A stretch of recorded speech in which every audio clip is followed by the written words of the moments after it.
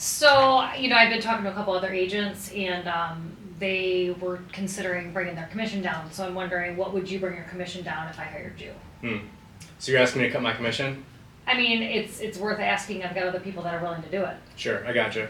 Well, Dawn, can I tell you why that kind of concerns me? Sure.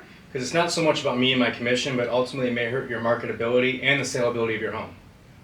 Can I explain? Okay, yeah, I don't understand. So the way it works in real estate, the standard commission is 6%. Okay. Okay? Which is 3% to the buyer's agent and 3% to the seller's agent. Okay.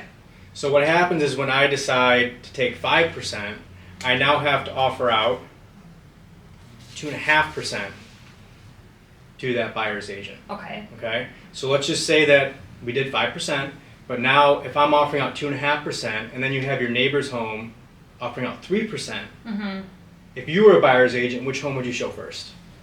I mean, that makes sense. So I guess my question would be, why wouldn't you take 2% and give them 3%?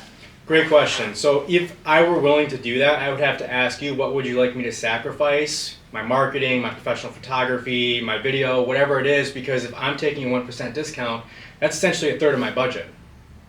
Okay.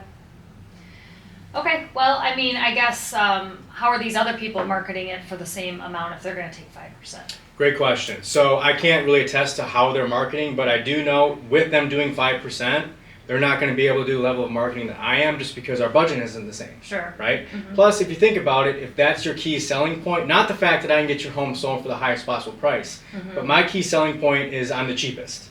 Right. Is that really who you want representing you? No, I want the best.